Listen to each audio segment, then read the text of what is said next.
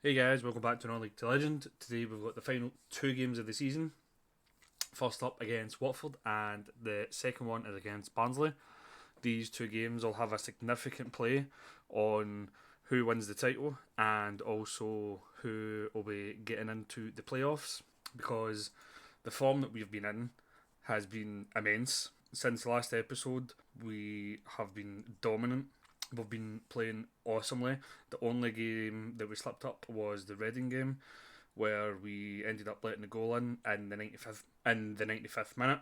But apart from that, things have been going great. And with that form, this is what the league table is looking like.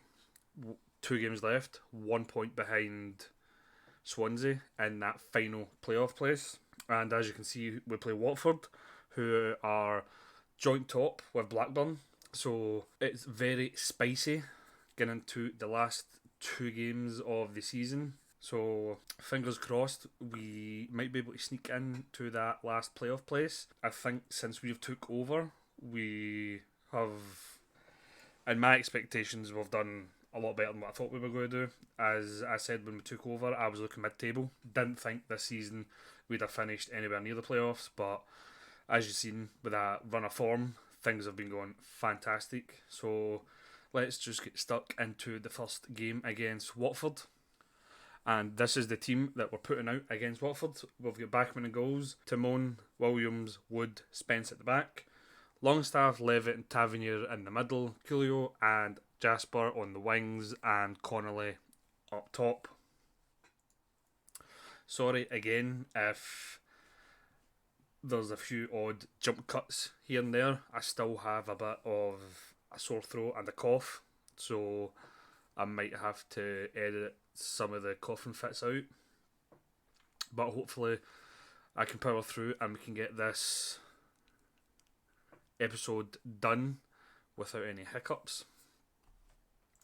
So we're not really doing anything, so we'll encourage you boys.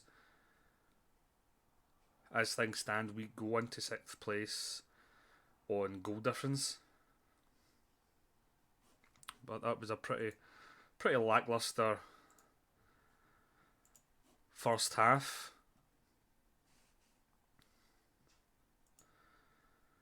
So let's demand a bit more.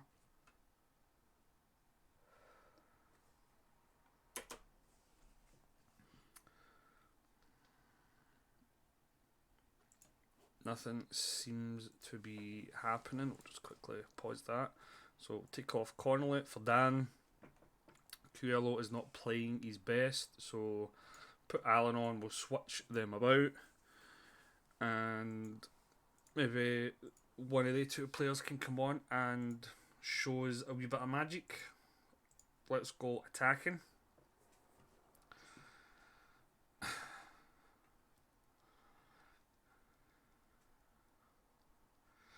It says here that Swansea's drawn 3 each.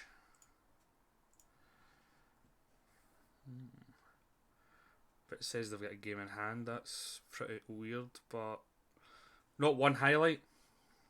I think that's the first time I've ever played a full game of Football Manager and there's not been one single highlight. So it will go down to the final game of the season against Barnsley. We are away from home. Swansea are at home to Bristol City. Bristol City are 17th place, so it looks unlikely that we'll sneak into that 6th place, but anything can happen. So I'll see you in a minute when we come back for the Barnsley game. Right, and we're back. This is the team that will be sending out against Barnsley. Backman goals, Timon, Williams, Wood, Spence in the back, Longstaff, Levitt, Tavernier in the middle, Allen and Jasper out in the wings. Let's switch them. That's the third time I've tried that. And Connolly up top. Sadly, I don't know why, but Swansea played early and they won. So that's pretty crap. The fact that not all games in the final day of the season are played at the same time. So this game's just pretty pointless now. But hopefully we can finish with a decent result away to Barnsley. I think that's crap how Football Manager's done that. Like, in all my years of playing Football Manager, like, I've always known, no matter what league you're in, what position you're in, like, every game on the last day of the season is played at the exact same time to make it interesting. But for some strange reason, this year, Football Manager has not been like that. There's been a few times, like in the final game of the season at Albion Rovers, Hamilton, when I've done my Rangers save, when I've done an offline save with Arsenal. Like, not all games in the final day of the season are played at the same time, which I think is crap because it takes the excitement away of not knowing what's going to happen. Whereas, like, I'm a bit deflated now. I don't know, it's just crap. But while I've been moaning for the past 5 minutes, we're 2-0 up. Connolly has got a double, I think. Or was it a Connolly goal and an own goal? Excuse me. But either way, 2-0 up, and we seem to be cruising, which is all good.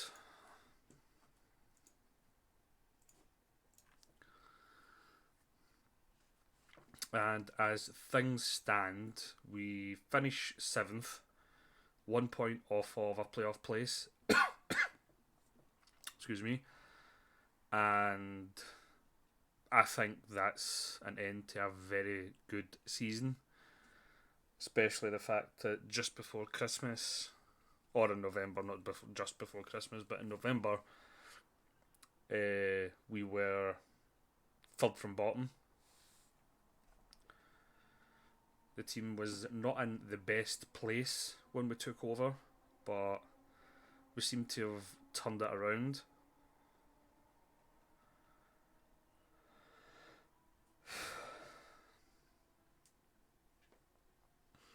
But I think we can really, next year, we can build an even better team. Fingers crossed that we get the support from the chairman and that. Hopefully they give us good budgets for next year. As it stands right now, it says they're only giving us 140,000, which a team that will be chasing, for me, the promotion places, not just the playoff positions. I think we could really challenge, if backed by the chairman, I think we could challenge for the title next year. But as I said, we need the backing. I don't think 150 or 40 grand, whatever it said, is going to do the business for us.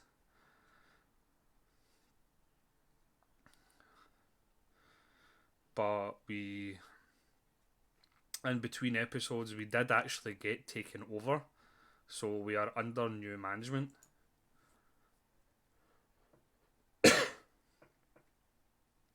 So I don't actually know what will happen, but I do hope that they will give us some money to spend. I do have 2 transfers already in the books. They will come in at the start of July. It's 2 wonder kids. Well, they're classed as wonder kids. One is coming in on a free, and one is costing us 3.6 or 3.7 million. So one is a centre mid, and one can play. Says he's a fullback, but I'll probably play him as a centre back. So hopefully they two will be the future of Middlesbrough. We also have Kieran Garnett, who is out on loan at the moment, so he could be the future striker of the club.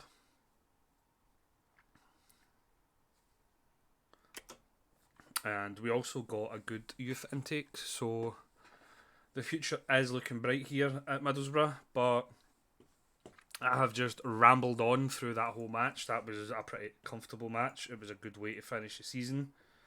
Away to Barnsley, 2-0.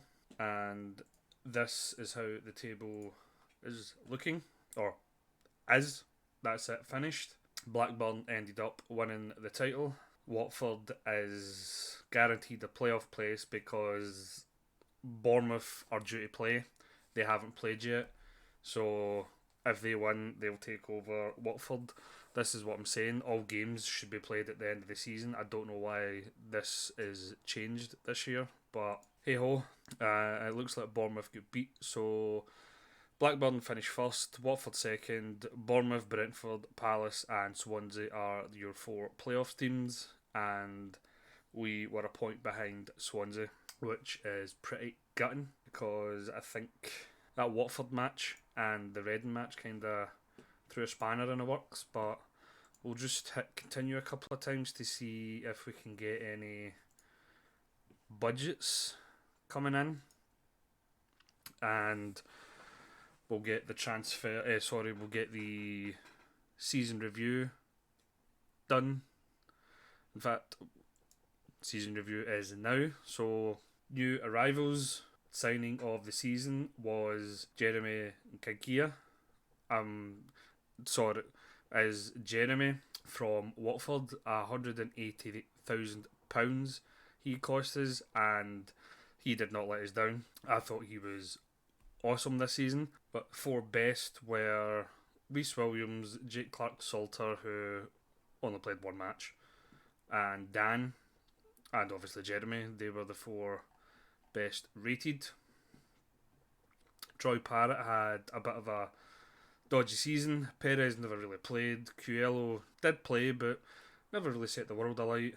Peter Harris was decent. Jasper, again, was not bad. Aaron Connolly, I actually think he played a lot better than a 6.3. Longstaff came in and done a good job.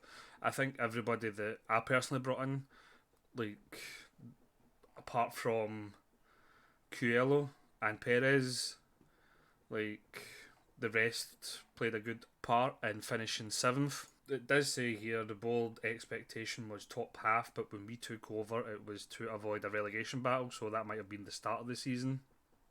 But finished 7th. FA Cup, we were disappointingly knocked out in the 3rd round against Stoke. Carabao Cup, we get knocked out in the 1st round against Crewe. That was before I came. And this is the fixtures or the results for the season. This is the Birmingham game, is when we took over. So as you can see, they had a dodgy start, a good wee run here. Then they went on a 5-game losing streak, and then we took over and things picked up. And from the Wickham game, we were amazing to watch. So, moments to remember. Biggest win, 4-0 against Coventry. Match to remember was a 3-0 win against Birmingham, and goal of the season was Piero against Coventry. Finances and reputation, we are still 3-star reputation. All annual revenue has went down, but hopefully next year that could pick up. We sold 1.2 million in merchandise sales, and Levitt was the top shirt sale, and this is how we lined up. We had Bachmann in goals, Bola, Helic, Wood, Spence at the back, Longstaff, Tavernier and Piero in the middle, Spence and Allen in the wings, and Dan up top. Can't really argue with that. We got Manager of the Month. These are the player awards. Fans Player of the Season was Spence, Young Player of the Season was Levitt, Signing of the Season was Jeremy, as we know, Goal of the Season was Piero, Top Goal Scorer was Dan, Most Assists Levitt, Most Player of the Match awards was Spence, Highest Average Rating was Levitt, Most Pass Completed per 90 minutes was Longstaff. Competition awards, we didn't get any, and Record Breakers, Levitt with 10 assists, and Most Man of the Matches was Spence with 7. that is the end of our first season in charge of Middlesbrough. I see the budgets are coming up next, so let's hope that they are good, and they are. They are giving us 14.3 million to spend and 450k in the wage budget, which is far less, which is far less than what we're spending now. We are spending right now 408,000, not 8.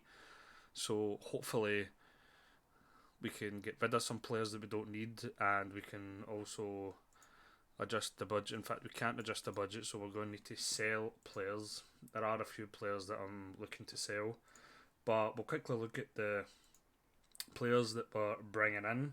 We're bringing in 18-year-old Edin Lagonja, who is an 18-year-old Serbian, 6'5", 13 stone.